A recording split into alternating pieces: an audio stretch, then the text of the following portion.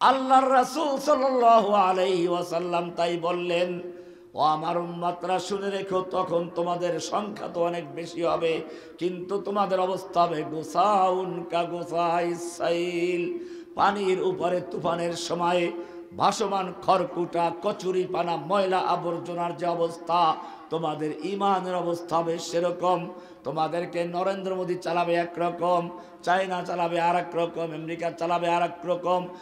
কুফাররা যেরকম ভাবে তোমাদেরকে যেদিকে নিয়ে যায় পানির স্রোতের মতো তোমরা সেদিকে ভেসে যাবে, তোমাদের কোনো ভিত্তি থাকবে না। সাহাবায়ে কেরাম জিজ্ঞেস করলেন, ইয়া রাসূলুল্লাহ, এর কারণটা কি হবে? কালা, তোমাদের অন্তরের ভিতরে ওয়াহান ঢুকিয়ে দেবে, ওয়াহান। কালা আমাল ওয়াহান ইয়া রাসূলুল্লাহ, এ আল্লাহর রাসূল, ওয়াহান কি জিনিস? কালা হুব্বুদ দুনিয়া ওয়া কারাহিয়াতুল মাউত। দুইটা সমস্যা থাকবে। কয়টা সমস্যা? একটা হচ্ছে হুব্বুদ দুনিয়া, দুনিয়ার প্রতি ভালোবাসা, আর একটা হচ্ছে আল্লাহর রাস্তায় জীবন দিতে অপছন্দ করা। আর রহমান কার নাম? আল্লামাল কোরআন, শিক্ষা দিয়েছেন কোরআন। খালাকাল ইনসান, সৃষ্টি করেছেন মানুষ। উল্টো হয়ে গেল না? আল্লামাল কোরআন আগে, খালাকাল ইনসান পরে।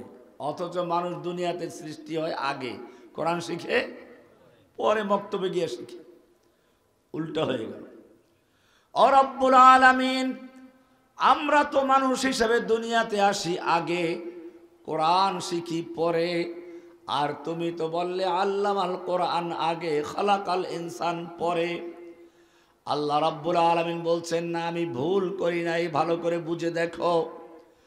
তুমি যত বড় জ্ঞানী হও, যত বড় মানুষ রূপে হও না কেন, ওই যে দেখো ঢাকা বিশ্ববিদ্যালয় থেকে সর্বোচ্চ ডিগ্রি নিয়ে পাশ করে, তারপরেও পহেলা বৈশাখ এলে বাঘের মুখোশ, ভল্লুকের মুখোশ, হনুমানের মুখোশ, ভুতুম পেঁচার মুখোশ পরে তারপরে মিছিল করে, ঠিক কিনা?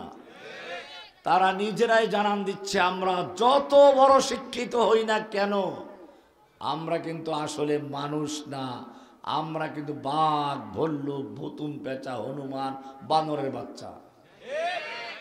ওরা নিজেদেরকে তো বানরের বাচ্চা বিশ্বাস করেই এবারে জাতীয় শিক্ষা সিলেবাসের মধ্যে বানর তত্ত্ব ঢুকিয়ে দিয়ে গোটা জাতিকে বানরের বাচ্চা বানাবার চক্রান্ত করা হয়েছিল। এদেশের তৌহিদি জনতার বাধার কারণে আল্লাহ তাআলা ওদেরকে ধ্বংস করে দিয়েছেন, ঠিক কিনা?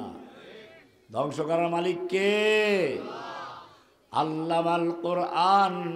তুমি যত বড় জ্ঞানী বিজ্ঞানী হও না কেন, যতক্ষণ পর্যন্ত তোমার জ্ঞান চোখের সামনে কোরআনের আলো না জ্বলবে, তুমি যত বড় জ্ঞানী হও, তুমি ভুতুম হতে পারো, তুমি শয়তান হতে পারো, বাঘ ভল্লুক হতে পারো, বানর হতে পারো, মানুষ নও। মানুষ হবে কখন? মানুষ হবে আল্লামাল কোরআন। কোরআন যখন শিখবে, কোরআনের আলো যখন তোমার চোখের সামনে পড়বে, তোমার জ্ঞান চোখের সামনে জ্বলবে, এরপরে তুমি মানুষ হবে খালাকাল ইনসান। বলছিলাম, লা ইলাহা ইল্লাল্লাহর মানে হচ্ছে সমস্ত ক্ষমতার মালিক কে? লা ইলাহার মানে হচ্ছে আইন বিধান দেওয়ার মালিক কে? আল্লাহর আইন বিধানের যে কিতাবটা, তার নাম কি? এই কোরআন কেন আসলো? কোরআন কি আপনি জিজ্ঞেস করুন, কোরআন বলবে, ইন্না আনজালনা ইলাইকাল কিতাবা বিল হক। হে নবী, আপনার প্রতি আমি একটি কিতাব নাজিল করেছি সত্য সহকারে, হকের সাথে। কেন নাজিল করলাম? মানুষ মারা গেলে খতম পড়ার জন্য, নাকি ভূতে ধরলে তাবিজ লেখার জন্য, নাকি রমজানে কে কার চেয়ে টাকা বেশি পায় সেই প্রতিযোগিতা করে তারাবি পড়াবার জন্য? আল্লাহ রাব্বুল আলামিন বলছেন, কিতাবুন আনজালনাহু ইলাইক, ইন্না আনজালনা ইলাইকাল কিতাবা বিল হক। আপনার প্রতি আমি কিতাব নাজিল করেছি সত্য সহকারে, লিতাহকুমা বাইনান নাসি বিমা আরাকাল্লাহ, যাতে করে এই কিতাবের মাধ্যমে আদালতে বিচার ফয়সালা করা যায়, এই কিতাবের মাধ্যমে সংসদ চলবে, এই কিতাবের মাধ্যমে আদালত চলবে, এই কিতাবের মাধ্যমে ব্যাংক চলবে, এই কিতাবের মাধ্যমে সমাজ চলবে, এই কিতাবের মাধ্যমে রাষ্ট্র চলবে। বিধান দিয়েছেন কে? আল্লাহর বিধান এখন চলে। আল্লাহ মদ হারাম করে দিয়েছেন, আমাদের সরকারিভাবে লাইসেন্স দিলে মদ হালাল হয়ে যায়। আল্লাহ সুদ করেছেন হারাম, সরকারি লাইসেন্স থাকলে ব্যাংকে সুদ হয়ে যায় হালাল। ও মুসলমান, ভালো করে জেনে রাখো, আল্লাহুর আকবার, আল্লাহ যে আইন দান করেন সে আইন পরিবর্তন করার অধিকার কারো নাই। কোরআন পরিষ্কার বলছে, আল্লাহু ইয়াহকুমু লা মুআক্কিবা লিহুকমিহি, আল্লাহ আইন বিধানদাতা, আল্লাহর বিধানকে পরিবর্তন করতে পারে না। আমরা পরিবর্তন করে ফেলেছি। লা ইলাহা ইল্লাল্লাহর মানে হলো সন্তান দেওয়ার মালিক কে? লা ইলাহা ইল্লাল্লাহর মানে হচ্ছে প্রার্থনা করব কার কাছে? না কোনো মাজারের কাছে, না কোনো দরগার কাছে, না কোনো দেবদেবীর কাছে। লা ইলাহা ইল্লাল্লাহর মানে হচ্ছে কারো সামনে মাথা নত করা যাবে না। মাথা নত হবে কার সামনে? ইল্লাল্লাহ, এক আল্লাহর সামনে। কার সামনে? এটার নাম তাওহীদ। এর নাম কি? এটা যদি ক্লিয়ার না থাকে, লা ইলাহা ইল্লাল্লাহ ভালো করে বুঝে না আসে, তাহলে মুসলিম হওয়াটাই কঠিন, মুসলিম হবে না। এক লোক রাস্তায় হাঁটতেছিল, একটা মেয়ে লোক দেখে পছন্দ হয়ে গেছে।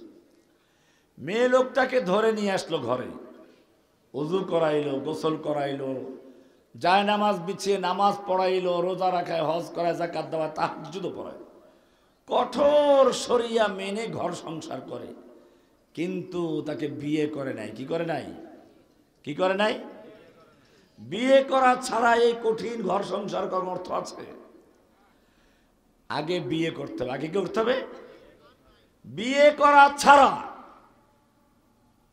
এই জায়নামাজ বিছানো, তাসবিহ তাহলিল করা, কোরআন পড়া, তাহাজ্জুদ পড়া যেমন কোনো অর্থ নেই, ঠিক তেমনি ভাবে বুঝে শুনে লা ইলাহা ইল্লাল্লাহর সাক্ষী না দেওয়া পর্যন্ত একজন লোক ইসলামে প্রবেশ করে না। এই কারণেই কোরআন বলছে, ফা'লাম আন্নাহু লা ইলাহা ইল্লাল্লাহ, সূরা ফাতহ এর আয়াত। ফা'লাম আন্নাহু লা ইলাহা ইল্লাল্লাহ, তুমি যদি লা ইলাহা ইল্লাল্লাহ তোমার ক্লিয়ার না থাকে, এই বিশ্বাস যদি তোমার পূর্ণ না থাকে, তুমি যা কিছু করো সব 0 0 0, শূন্য। আপনি এই ময়মনসিংহের থেকে শূন্য লিখতে লিখতে ঢাকা পর্যন্ত লেখলেন, কোনো মূল্য আছে? আগে একটা 1 লেখেন, 1, এবার 1 শূন্য দিলে কত হবে? আর 1 শূন্য, আর 1 শূন্য, আর 1 শূন্য, এরকম এখন শূন্য যত বাড়বে 1-এর মূল্য তত। ঠিক তেমনি ভাবে লা ইলাহা ইল্লাল্লাহ যদি ক্লিয়ার থাকে, লা ইলাহার বিশ্বাস যদি পূর্ণ থাকে, এরপরে তুমি যা করো সব কিছু তোমার শূন্যের মতো মূল্য বাড়তে থাকবে। আর লা ইলাহা ক্লিয়ার না থাকলে সব এমনি শূন্য। লা ইলাহা ইল্লাল্লাহ ক্লিয়ার আছে, তোমার নরেন্দ্র মোদীর ভয় থাকবে না। সব ক্ষমতার মালিক কে?